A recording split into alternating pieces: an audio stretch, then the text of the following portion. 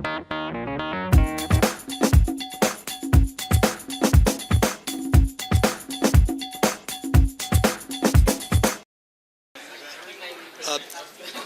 night?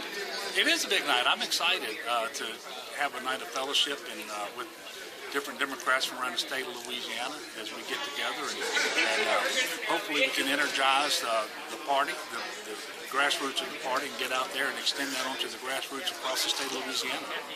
Now, you have already announced that you're going to run for governor. I will be a candidate for governor in 2015, yes. Okay.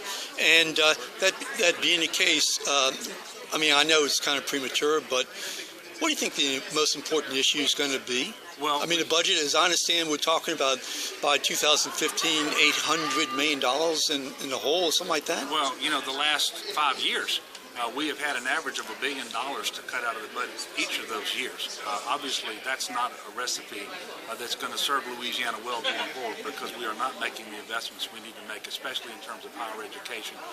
We finally turned the corner a little bit on K through 12 with an additional $69 million to invest in our children's education. I'm proud to say half of which will go to teachers in terms of a pay raise for certified teachers in the classroom. None of that would have happened had Democrats not absolutely insisted on it as being a requirement before we would sign on to the budget deal. But higher education is critically important. You know, we've cut funding for higher education in 5 years by almost 80% in terms of state general fund support. That's a recipe for disaster. We are falling into mediocrity and worse.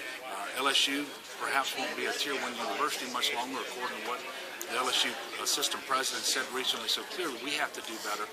We can't do that by cutting our way every time there's an issue. We have to have some real leadership, and we have to strategically invest.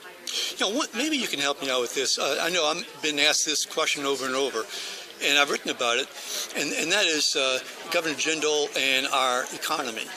I mean, according to Governor Jindal and Steve Morey, our economy is doing great.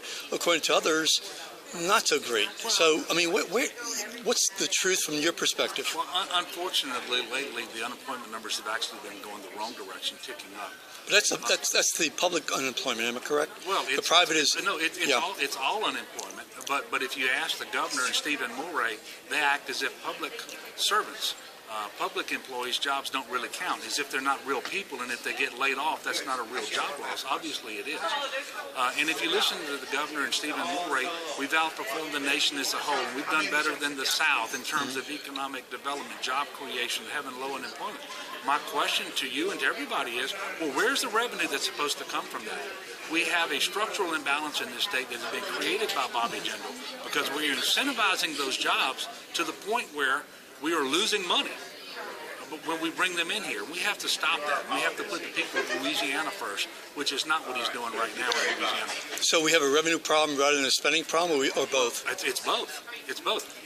This year, we didn't prioritize our spending. Out of a $25 billion budget, the governor said we can't possibly afford $6 million to benefit the disabled across the state of Louisiana, and he line item vetoed that $6 million. Well, we're going to spend $10 million to build a new practice facility for the Pelicans so that those millionaire athletes working for that billionaire owner aren't inconvenienced by having to cross the river and go to a practice facility that's perfectly suitable.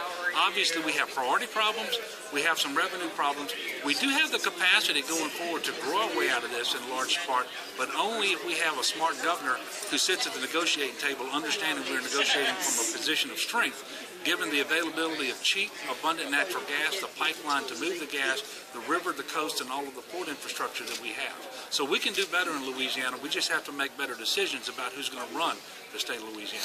I've got one more question, if I may, and that is, as you know, there's a lawsuit that's going on right now in terms of the levee district in East Louisiana, in this area, actually. And I'm just wondering, do you have a particular position on that? Well, this is what I have complete faith in our justice system, both the criminal justice system and the civil justice system. If, in fact, the levee board authority down here in southeast Louisiana doesn't have the authority to file the lawsuit, then the courts are going to throw it out. If it's not a meritorious lawsuit, the courts are going to throw it out. I'm happy to sit back and wait and see whether, in fact, they have filed a meritorious claim and whether they have the standing to bring that claim. I don't want to prejudge it. Although I'm a lawyer, I haven't invested the time to go and do the research necessary to offer an opinion as to whether, in fact, it is meritorious.